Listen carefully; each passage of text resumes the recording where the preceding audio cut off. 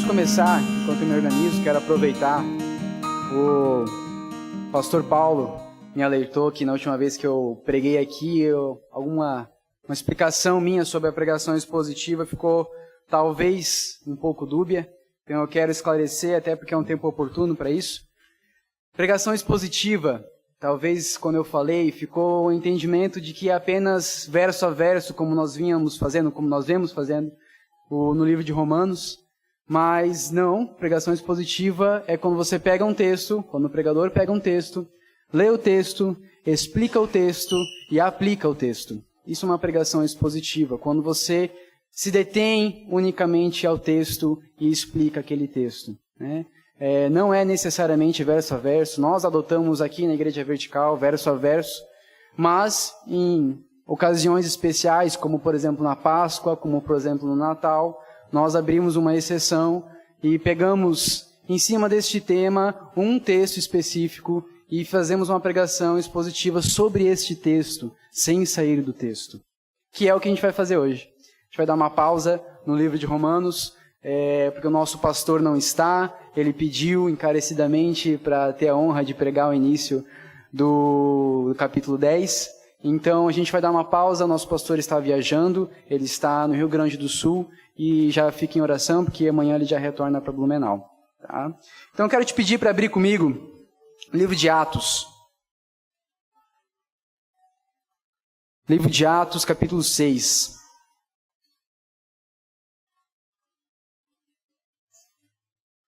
Nós vamos ler do verso 1 até o verso 7. Atos, capítulo 6, do verso 1 até o verso 7. Que diz assim: Ora, naqueles dias, multiplicando-se o número dos discípulos, houve murmuração entre os helenistas contra os hebreus, porque a viúva deles estava sendo esquecida na distribuição diária. Então os 12 convocaram a comunidade dos discípulos e disseram: Não é razoável que nós abandonemos a palavra de Deus para servir às mesas. Mas, irmãos, escolhei dentre vós 7 homens de boa reputação, cheios do Espírito Santo e de sabedoria, aos quais encarregaremos deste serviço. E quanto a nós, nos consagraremos à oração e ao ministério da palavra. O parecer agradou a toda a comunidade, e elegeram Estevão, homem cheio de fé e do Espírito Santo, Filipe, Prócoro, Nicanor, Timão, Pármenas e Nicolau, prosélito de Antioquia. Apresentaram-nos perante os apóstolos e estes, orando, lhes impuseram as mãos. Crescia a palavra de Deus, e em Jerusalém se multiplicava o número dos discípulos, também muitíssimos sacerdotes obedeciam à fé. Feche seus olhos. Senhor, nós te louvamos e te agradecemos pela tua palavra, pela tua santa palavra, Senhor, porque ela é a revelação do teu Filho para as nossas vidas. A tua palavra, Senhor, é a revelação que nós precisamos para caminhar nos teus caminhos. É através da tua palavra que nosso coração é regenerado e nós podemos nos achegar a ti, Senhor. É através da tua palavra que nós reaprendemos como viver de uma forma que lhe agrada, Senhor. Nessa noite nós te pedimos: ajude-nos, Senhor, a entender este texto e a entender, Senhor, o que ele tem para ensinar para as nossas vidas, no nome santo de Jesus. Amém. Amém. Então, o que nós acabamos de ler é um texto bem conhecido. Fala um pouquinho, uma parte bem importante da igreja de Atos, que é quando são abençoados e empossados os primeiros diáconos. Um dos nomes mais conhecidos ali é Estevão, que alguns textos para frente é martirizado. E também tem Felipe, que foi um grande missionário na Macedônia.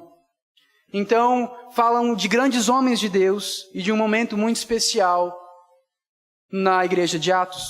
Mas por que a gente vai falar sobre esse texto hoje? Porque, infelizmente, na igreja de hoje, na internet principalmente, né, tem se dissipado muitos ensinos sobre igreja, ou sobre não igreja, né? Que não precisa de igreja, ou a forma como a igreja deve ser feita. E uma das tarefas de nós presbíteros, eu, o presbítero Daniel e o presbítero Leandro e também o pastor Cunha, é de ensinar e de proteger a igreja dos falsos ensinos. Então, nessa noite, eu gostaria de ensinar, através deste texto, o que é ser igreja. O que é ser igreja, de acordo com Atos. Então, só para a gente ter uma ideia, um breve panorama do livro de Atos. Ele foi escrito por Lucas, o mesmo que escreveu o Evangelho de Lucas. E ele é como se fosse uma continuação desse Evangelho. Então, Lucas escreve ali principalmente sobre o ministério de Jesus no Evangelho. E ele continua escrevendo como se fosse uma segunda carta, o livro de Atos. O Lucas era médico e historiador. Ele escreveu Atos principalmente com base em busca histórica, em documentos, em entrevistas, e ele foi então escrevendo a história da igreja. O livro de Atos, ele abrange cerca de 30 anos de história. Desde o primeiro até o último capítulo, são cerca de 30 anos da história da igreja. Então ele vai contar a história do início e do crescimento da igreja, e ele relata a transição do ministério de Jesus para o ministério da igreja. É um momento muito importante para a história do cristianismo, é um momento muito importante para mim e para a sua vida. John MacArthur vai dizer que Atos dos Apóstolos talvez seria melhor intitulado por Atos do Espírito Santo, que são os atos que o Espírito Santo operou através da vida dos apóstolos e da igreja. E a primeira coisa então que a gente vê, nós vamos ver nessa noite 3 pontos a respeito desse texto. E a primeira coisa que a gente vai ver é a existência de uma igreja. Como assim? A primeira coisa que a gente consegue observar nesse texto é que existe uma igreja. Existe um corpo reunido. Existe um grupo de pessoas reunidos de forma organizada, debaixo de uma liderança, para buscar a Deus e para fazer a obra de Deus. Não somente um grupo de pessoas que creem em Cristo. Não somente um grupo de pessoas que crê no mesmo Evangelho, que crê na mesma fé. Não somente um grupo de pessoas que estuda a palavra sem qualquer compromisso ou sem qualquer liderança. Nós vemos uma instituição organizada.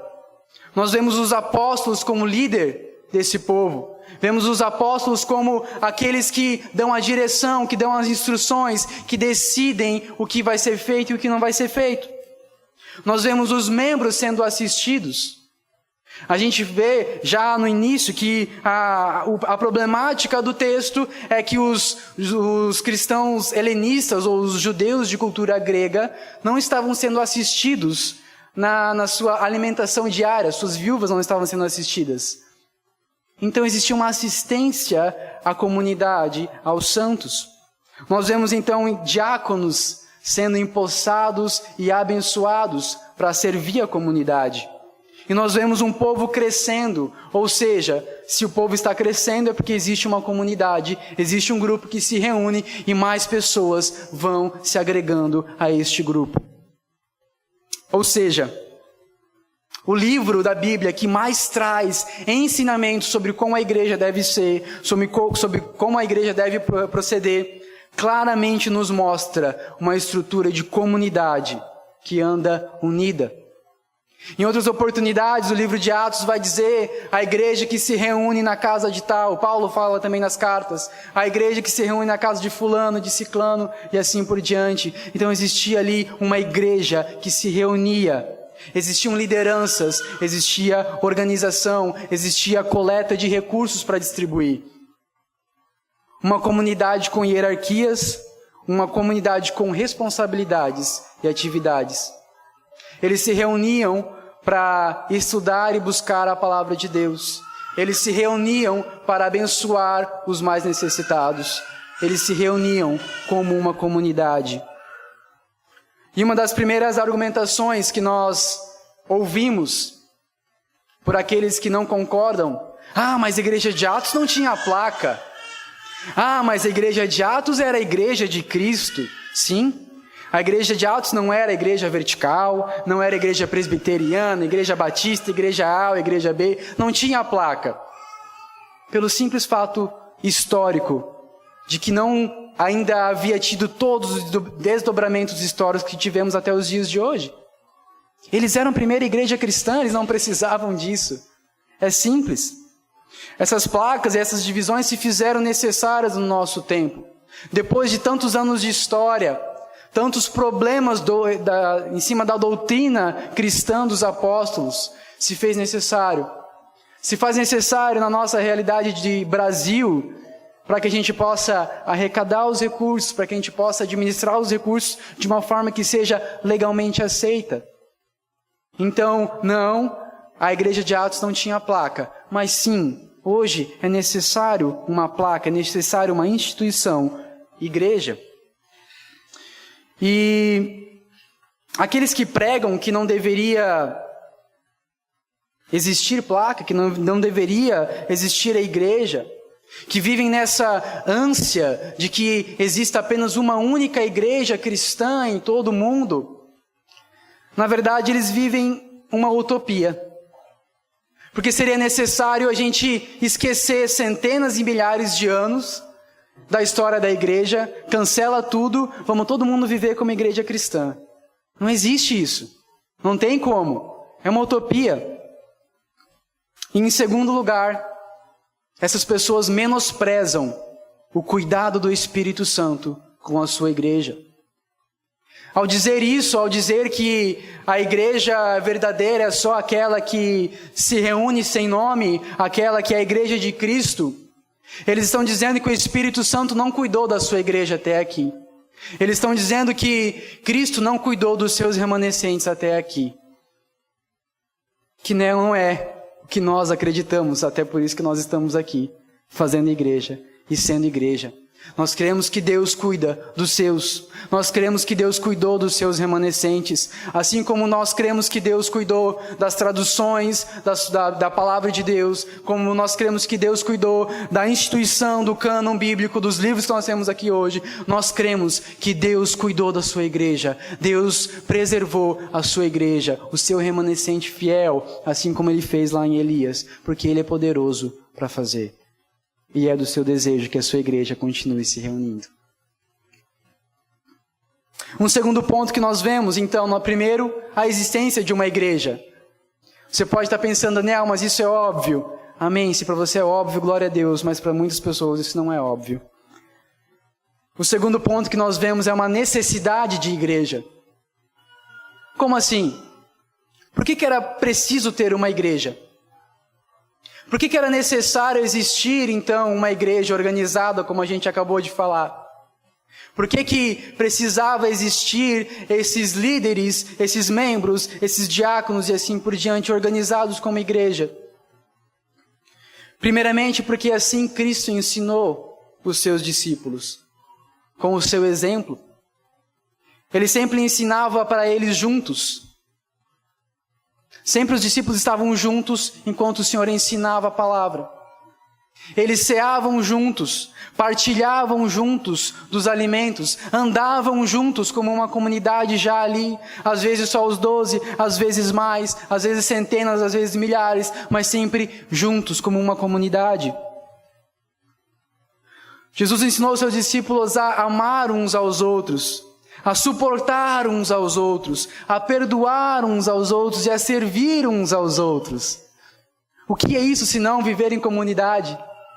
O que é isso se não viver em um formato de um grupo de pessoas que ama um verdadeiro e único evangelho, debaixo de uma liderança que na época então era Cristo, depois os apóstolos, e você já conhece um pouco da história. Ele ensinava então os discípulos a ir e fazer discípulos. E eu quero me ater um pouquinho aqui ao que é ser discípulo. A gente leu aqui que fala da comunidade de discípulos, que iam se acrescentando mais discípulos. Discípulo é aquele que segue. Discípulo é aquele que faz de acordo com como o seu mestre ordena. Então, Nós que somos discípulos, nós seguimos a Cristo. E Cristo nos ensinou a andar em comunidade. Cristo nos ensinou a andar servindo uns aos outros e amando uns aos outros. Em primeiro lugar, então, é por isso que nós precisávamos de uma igreja. É por isso que se precisava de uma instituição. Em segundo lugar, porque a união dos santos, a união da igreja, essa união dos discípulos, fortalecia a pregação do Evangelho. Em Atos, um capítulo antes, ali no capítulo 5, você pode ler depois em casa, está falando da perseguição da igreja. Durante os primeiros séculos, os 3 primeiros séculos, só no ano de 313 depois de Cristo, Roma liberou o cristianismo para ser praticado. Até então, o cristianismo era perseguido. Alguns tempos um pouco mais, alguns tempos um pouco menos, mas ele foi constantemente perseguido por 3 séculos. Agora você pensa uma instituição que não era organizada, ou um cristão sozinho, como ele iria suportar, como ele teria força para pegar o Evangelho? Não teria. Não teria. Por isso que era necessário uma organização de igreja. Cristãos eram então mortos. Cristãos passavam por dificuldades. Mas por eles viverem em comunidade, a gente vê isso no livro de Atos, nenhum destes passava por necessidade. Um supria o outro. Um supria o outro e nenhum deles passava necessidade. Um fortalecia o outro, um servia o outro, um exortava o outro. Então por isso que era necessário uma igreja. E nossos tempos não mudaram muito. Mudaram no sentido do tipo de perseguição. Nossa perseguição, pelo menos no Brasil, existem sim países que a perseguição é física, as pessoas correm risco de vida se professarem a Jesus Cristo como o Senhor. Mas no Brasil, a nossa perseguição em geral é ideológica. Se você é cristão, você é machista. Se você é cristão, você tem discurso de ódio e assim vários e vários exemplos. Você conhece, você passa isso. Essa perseguição nós vivemos nossos dias. E como nos prepararmos para lidar com o nosso dia a dia? Como nos fortalecermos se não viver em comunidade? Sozinhos? Vendo vídeo no YouTube em casa? Não, nós precisamos de comunhão. Nós precisamos ser exortados e servidos uns pelos outros. E em terceiro lugar, por que nós precisamos de uma igreja? Porque a Bíblia nos exorta claramente a sermos igreja. Hebreus 10, 25 vai dizer: não abandonemos a prática de nos reunir, como é costume de alguns, mas pelo contrário, animemo-nos uns aos outros, quanto mais vede que o dia se aproxima. Que dia é esse? O dia em que nós estaremos com o nosso Senhor nos céus, o dia da segunda vinda, o dia da grande tribulação. O dia em que nós teremos que nos mostrar fiéis perante o Senhor. E esse dia cada vez mais se aproxima. Então cada vez mais animemo-nos uns aos outros a congregarmos. Então é um ensinamento bíblico. É uma ordenança bíblica de congregarmos. A congregação então fortalece a nossa caminhada na fé. A congregação, a comunidade, a igreja, os santos, nos mantém no caminho da palavra.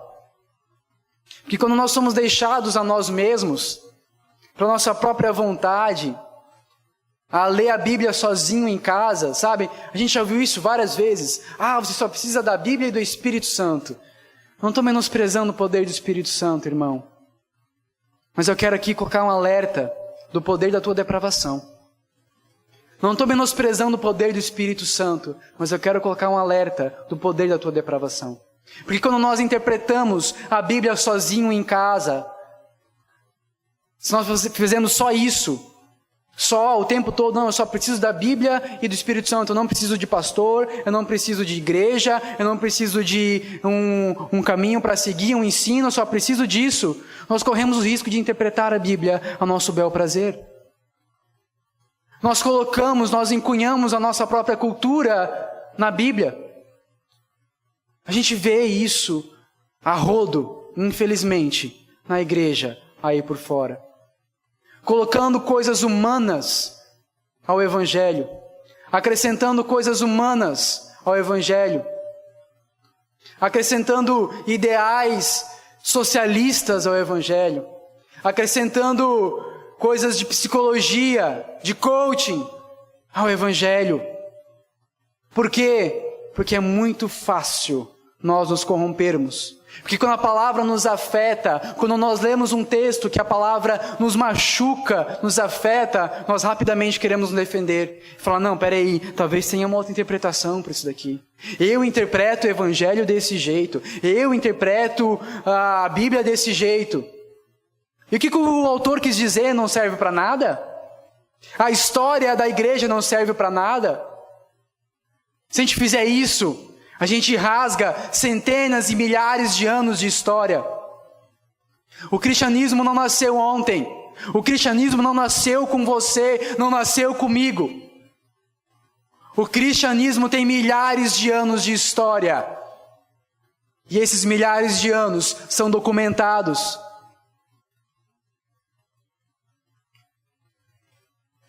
Então, quando nós somos deixados a nós mesmos, nós corremos esse risco de cair em erros que já foram evitados muitas vezes. Ou pior, de deixar os caminhos do Senhor e se afastar dele. Então, viver em comunidade nos protege disso. Porque nós somos ensinados na verdade do Evangelho. Pelo menos se você está numa igreja como esta, que zela pela verdade do Evangelho. Sabe, desde os primórdios, desde os primeiros séculos, desde o primeiro século, a igreja já foi atacada com heresias. Eu trouxe aqui alguns exemplos só, e quando eu digo só, não é no sentido pejorativo, mas unicamente e exclusivamente a respeito de Cristo. Algumas heresias que apareceram nos 5 primeiros séculos da igreja. Nós temos o ebionismo, que dizia que Jesus não era Deus. Ele era plenamente humano, mas ele não era divino, ele era só um grande homem. A gente já ouviu isso de novo no nosso tempo. Isso aconteceu no século I depois de Cristo, ou seja, 100 anos depois de Cristo ter nascido e ter morrido. O Evangelho ainda era fresquinho, já tinha heresia acontecendo. Nós temos o docentismo, que dizia que Jesus era só divino, mas não era humano. Heresia. Ele tinha que ser 100% homem e 100% Deus, para morrer pelos nossos pecados, para sofrer por nós, mas para ser santo e para ressuscitar no 3º dia. E nós temos assim vários outros, aqui tem vários exemplos, depois você pode ler aqui comigo no final, não vou gastar muito tempo nisso. Mas o que eu quero dizer com isso? Que o Evangelho, a fé, a nossa fé, ela é constantemente atacada. Ela é constantemente atacada pela nossa depravação e pela depravação daqueles que estão lá fora, daqueles que querem amoldar o Evangelho à sua própria vontade. E se nós não tivermos uma linha de pensamentos, nós não tivermos um ensino, um cuidado, nós vamos interpretar a Bíblia de acordo com a nossa vontade. E desde o início, então, a igreja vem se defendendo dessas heresias. Desde o início, a igreja vem se aparamentando contra essas mentiras. O documento mais histórico é o Credo dos Apóstolos, que nós já estudamos aqui nessa igreja. Ele é chamado de Credo dos Apóstolos porque a datação dele é muito próxima dos apóstolos. Não se sabe exatamente quem escreveu, mas ali nós temos as doutrinas básicas do Evangelho. Logo que a igreja foi permitida no 3º século, já foi feito o concílio de Calcedônia, no concílio niceno de Calcedônia, onde foi ampliado um pouquinho ainda mais o credo. Ou seja, a igreja se organizando, a igreja como comunidade, para se defender dos falsos evangelhos, para se defender dos falsos profetas. Então, se você está sozinho, se você não está numa comunidade, se você não está num lugar que zela pela pregação do Evangelho verdadeiro, você está correndo risco e exposto a crer num falso Evangelho. Então Atos claramente nos ensina a andarmos juntos, debaixo de uma liderança, servindo uns aos outros. Servindo uns aos outros. Resumindo, a igreja é uma instituição de Deus e deve trabalhar de forma ordeira e guiada pelo Espírito Santo, como a palavra nos ensina. A igreja é instrumento central de Deus na pregação do Evangelho e na forja do seu povo. Nós precisamos uns dos outros. Nós precisamos da igreja de Cristo. E o terceiro ponto, e aqui eu quero me ater um pouquinho mais. Beleza, nós vemos a existência de uma igreja, nós vemos a necessidade de uma igreja, mas qual é o propósito dela? O que uma igreja deve fazer? O que eu e você devemos fazer como igreja? E nosso mestre resumiu isso de uma forma maravilhosa, lá em Mateus 22, eu quero te convidar a abrir comigo. Evangelho de Mateus, capítulo 22.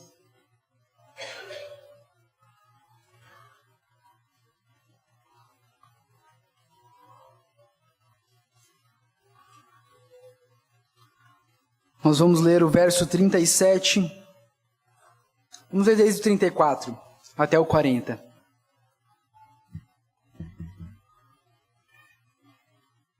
Diz assim, Mateus 22, 34 a 40. Entretanto, os fariseus, sabendo que ele fizera calar os saduceus, reuniram-se em conselho, e um deles, intérprete da lei, experimentando-o, lhe perguntou, Mestre, qual é o grande mandamento da lei? Respondeu-lhe Jesus, amarás o Senhor teu Deus de todo o teu coração, de toda a tua alma e todo o entendimento. Este é o grande e primeiro mandamento, e o segundo é semelhante a este, amarás o teu próximo como a ti mesmo. Destes dois mandamentos depende toda a lei e os profetas. Então o que nós como igreja temos que fazer? Isso. Amar a Deus acima de todas as coisas, acima de todo o nosso entendimento, e ao próximo como a nós mesmos.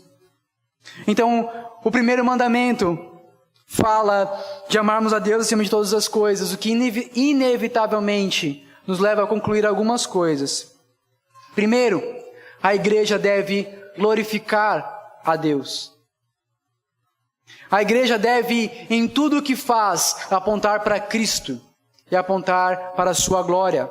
Render glória a Deus, render honra ao seu nome em todo momento, em tudo que faz. Esse é o principal propósito da igreja. Esse é o principal propósito de nos reunirmos. A glória não deve jamais ser dada a homens. A glória não deve jamais ser dada nem a mim, nem ao presbítero Leandro, nem ao pastor Cunha, nem ao ministério de louvor, nem a ninguém, nem a nenhum homem.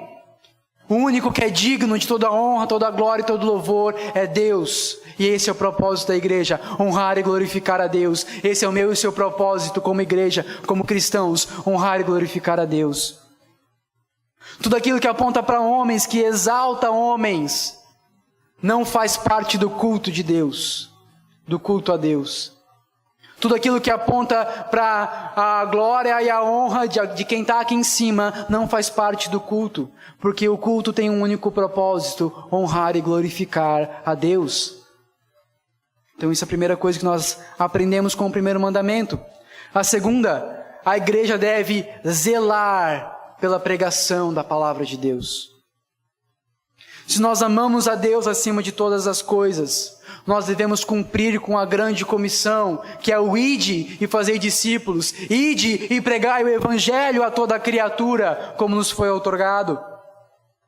Repare que essa é a primeira preocupação dos apóstolos no texto que nós lemos. Não, os apóstolos falam, nós não podemos deixar de orar e de pregar a palavra de Deus para fazer outra coisa. Isso é o mais importante, isso é o primordial. É a primeira preocupação. Essa era a base do maior ministério que nós temos relatado no Novo Testamento, que é o ministério de Paulo. É a pregação do Evangelho. Paulo era sim um evangelista, mas ele também era um mestre. Paulo era sim um missionário, mas ele era um teólogo, talvez uma das mentes mais brilhantes da sua época. Paulo era sim um plantador de igreja, mas ele era também um expositor do Evangelho e da Palavra de Deus. Foi assim que Paulo plantou igrejas. Foi assim que Paulo fez o reino de Deus ser conhecido por toda aquela região da Espanha, de Roma e Jerusalém, todos os arredores. Como? Pregando o Evangelho, sendo fiel à doutrina dos apóstolos. Esse é o principal ministério da igreja. Jamais pode faltar a palavra de Deus numa igreja. Que Deus nos livre de você vir um dia no culto da vertical e faltar a palavra de Deus. Ter um monte de coisa menos pregação. Ter um monte de coisa menos palavra de Deus. Porque se um dia chegarmos a isso, não seremos mais igreja. Seremos um clube ou qualquer outra coisa. Pode faltar música, pode faltar data show, pode faltar microfone, pode faltar mídias sociais, pode faltar tudo. Mas não pode faltar palavra de Deus. É por isso que na igreja vertical a primeira coisa a ser adquirida e construída foi esse púlpito aqui. A primeira coisa, é o mais importante, a palavra de Deus. Púlpito forte, igreja forte. Púlpito fraco, igreja fraca. Se não há pregação, não há igreja. Se não há pregação, os cristãos não são forjados na palavra de Deus. Não sabem como se defender lá fora dos falsos ensinos. Não sabem como pregar o Evangelho. É o mais importante, pregação da palavra de Deus, exposição das Escrituras.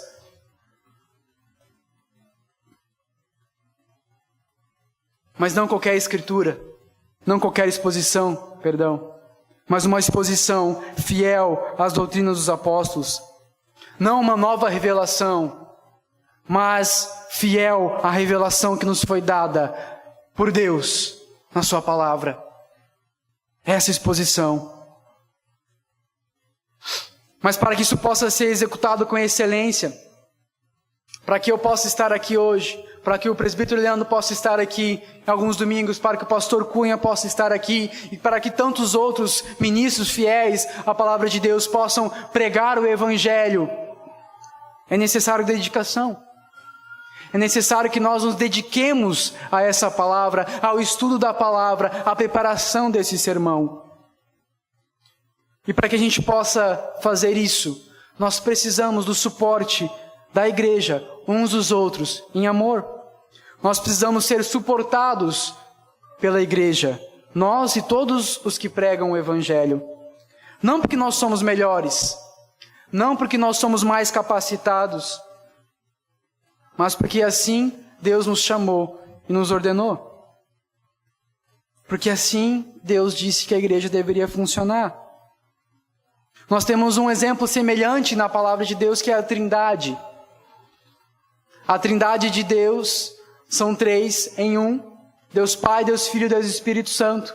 Os três iguais em poder, os três iguais em valor, mas um se sujeita e submete ao outro. Isso não diminui nenhum deles, nem torna outro mais poderoso. Os três são iguais em poder, os três são iguais em autoridade, mas assim eles se organizaram para que a Trindade funcione. Da mesma forma, Deus organiza a sua igreja para que ela funcione. Assim também é no casamento. Quando a Bíblia nos ensina que a mulher deve se submeter ao marido, não é porque o marido é melhor, não é porque o marido é mais inteligente, não é porque o marido é mais forte em geral, né? Tem mulher que é bem forte por aí. Mas é para que o casamento funcione. É para que o casamento funcione. Porque se há dois chefes no lar, o negócio não funciona. Se há mais de um cacique, o negócio não funciona. Da mesma forma, Deus organiza a sua igreja para que a igreja funcione e para que o Evangelho seja pregado e para que o reino de Deus aconteça de acordo com a sua vontade. E repare que, logo depois do parecer dos apóstolos, onde eles dizem: vamos chamar então 7 dentre vós para assumir esse ministério específico de distribuir os alimentos para as viúvas dos judeus gregos. A primeira coisa que a gente lê é que a comunidade se agradou do parecer. A comunidade que estava com o coração no servir. A comunidade que estava no coração de fazer o reino de Deus se agradou do parecer dos apóstolos, porque eles entenderam que com isso o reino de Deus continuaria a ser executado da melhor forma possível, o evangelho continuaria a ser pregado e as viúvas continuariam a ser assistidas. Só que essa tarefa de pregar o evangelho, essa tarefa de ser igreja, de executar o reino de Deus, está intimamente ligada ao segundo mandamento, que é: amarás o teu próximo como a ti mesmo. Tiago 2, 15 a 16 diz assim: se um irmão ou irmã estiver necessitado de roupas ou de alimento de cada dia, e algum de vós lhe disser: ide em paz, aquecei-vos e saciai-vos, e não lhe der coisa necessária para o corpo, que vantagem há nisso?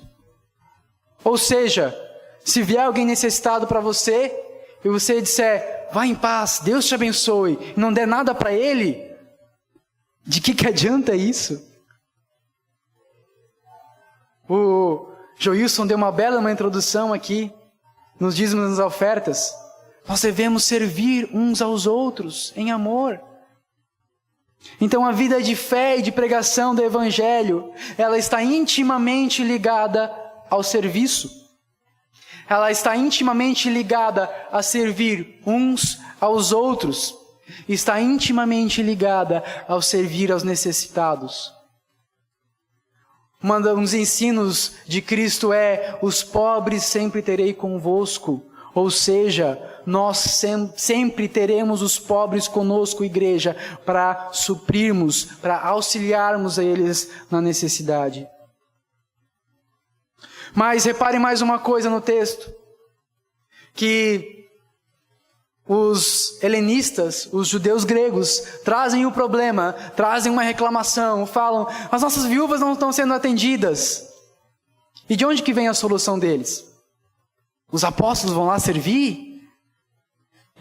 Os diáconos vão lá servir? Sim, os diáconos, mas de onde vêm os diáconos? Deles mesmos. A solução vem do próprio povo, vem de dentro do próprio povo. Sabe, não é só papel do presbítero ou do pastor servir a igreja. Não é só papel do pastor Cunha, meu, do Leandro, dos diáconos aqui, bênção de Deus na nossa vida, o Laerte e a Milena, quase que eu falei o apelido aqui, sai no automático. Não é só papel de quem está à frente de servir, mas de toda a igreja. A comunidade que estava ali, ela já entendia que não estava ali só para ser servida, mas para servir uns aos outros. Isso é viver em comunidade, isso é viver em igreja. Vou pedir para você abrir lá em 1 Coríntios 12.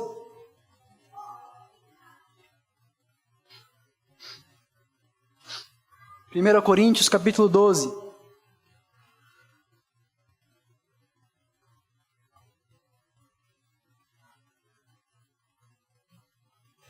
Versículo 7. Diz assim: a manifestação do Espírito é concedida a cada um, visando um fim proveitoso. Aqui Paulo está falando dos dons do Espírito. Algumas versões vão falar para o benefício comum.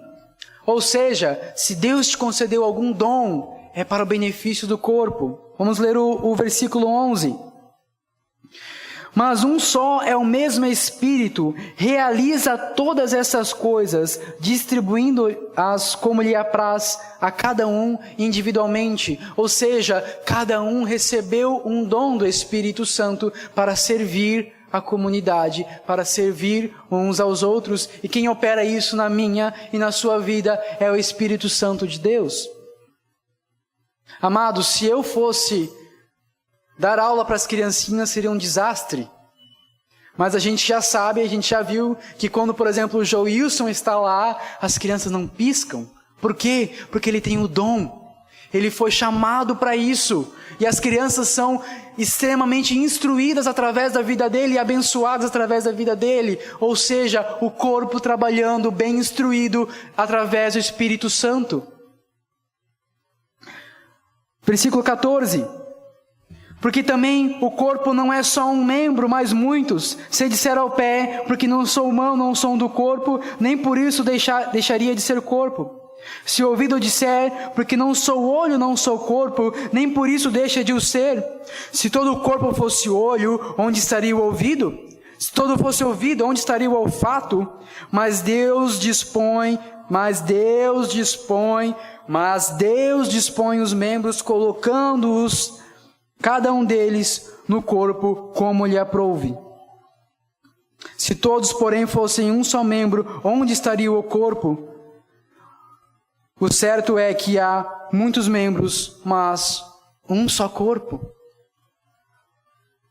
Ou seja, e eu já vou encerrando com isso, se você é corpo, se você é igreja, se você se considera corpo, você tem um dom. E se você tem um dom, você serve.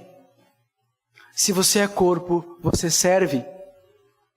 Se você é corpo, você trabalha com o dom que Deus te deu, com o fim de auxiliar e de exortar uns aos outros. Se você é corpo, você serve. Eu quero ler agora, o Vitor vai colocar ali para mim no Data Show, o artigo 13 da nossa confissão de fé.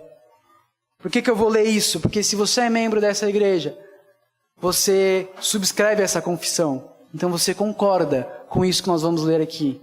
E nós vamos colocar aqui para nós lermos juntos.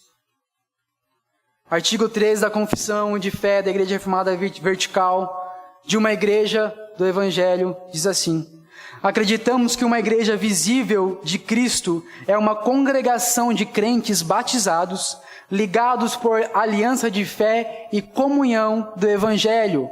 Pregação do Evangelho, está aqui. Observando as ordenanças de Cristo, governados por sua lei. Mais uma vez, pregação do Evangelho falando das leis de Cristo, as verdades reveladas na sua palavra. E exercitando os dons, ou seja, a igreja exercita os seus dons, cada um conforme pode servir a igreja. Direitos e privilégios investidos nele por sua palavra, ou seja, pela palavra de Deus. Que seus únicos oficiais das Escrituras são pastores, presbíteros e diáconos, cujas qualificações, reivindicações e deveres são definidas na epístola de Timóteo e Tito. Ou seja, a pregação do Evangelho aqui no púlpito é exclusiva para pastores, presbíteros e diáconos. Por quê? Porque assim a palavra de Deus ensina em Timóteo e Tito. Se você é membro da Igreja Reformada Vertical, você concorda com isso. Você concorda que você deve servir com o seu dom. E sabe qual que é o resultado de uma igreja estruturada, organizada, conforme a gente estudou aqui? É o verso 7. Que a palavra de Deus era divulgada de modo que o número dos discípulos de Jerusalém se multiplicava muito. E vários sacerdotes obedeciam à fé. A palavra de Deus é divulgada, o Evangelho é pregado, e as vidas são transformadas por esse Evangelho. Esse é o principal retorno, esse é o principal termômetro de uma igreja. Não é quantidade, não é número, mas são vidas sendo transformadas. É a fidelidade dos seus membros à palavra de Deus. Esse é o principal termômetro. Sim, é importante que a igreja cresça. Sim, é importante que novas pessoas venham a conhecer o Evangelho. A palavra nos ensina isso, nós devemos pregar o Evangelho. Mas o principal termômetro é quando a igreja está firmada e sendo transformada pelo Evangelho. É uma igreja saudável. É uma igreja que está no caminho do Senhor. E para encerrar, eu quero te incentivar então a servir. Sabe, não ser um cristão, um membro que só vem domingo. A começar que não venha domingo por obrigação, mas venha porque ame a palavra do Senhor. Venha porque você está sendo bem cuidado e bem ensinado nessa casa e nessa igreja. Se você ama a palavra de Deus, você ama estar aqui no domingo, não é uma obrigação. E mais que isso, eu quero te incentivar a servir. Primeiro, porque é um ensinamento bíblico. Segundo, porque nós precisamos. Terceiro, porque é maravilhoso viver em comunhão. É maravilhoso servir uns aos outros. Sabe, existe uma regra na matemática, você já deve ter ouvido falar, a regra de Pareto. Pareto diz que 80% dos problemas são ocasionados por 20% das causas. E tudo 20-80, 20-80. Ou seja, que 80% do trabalho é realizado por 20% das pessoas. Em geral, essa regra funciona. Funciona muito bem. Se você começar a observar aí por fora, Pareto funciona muito bem. Mas Pareto não pode funcionar na igreja. 80% do trabalho da igreja não pode ser executado por 20% dos membros. Mas todos os membros devem trabalhar juntos para a edificação dos santos. Todos os membros devem trabalhar juntos para a edificação dos santos. Examine com sinceridade a si mesmo. Veja os dons que Deus tem te dado. Dom de serviço, dom de ser hospitaleiro, dom de ensino. Tantos dons, sabe? A gente acostumou às vezes a colocar no dom um significado esotérico, extraordinário, sabe? Mas dom muitas vezes é expressado de uma forma corriqueira no dia a dia. Uma capacidade que Deus tem colocado de uma forma tão maravilhosa sobre a sua vida, para abençoar outras pessoas. Examine na sua vida, examine no seu coração, como Deus tem te capacitado. Como Deus tem te capacitado. E se coloca à disposição para edificar o reino de Deus. Se coloca à disposição nessa casa, ou se você é de outra igreja, na igreja onde você congrega. Se coloque à disposição. Seja útil, seja igreja, seja corpo. Sirva uns aos outros.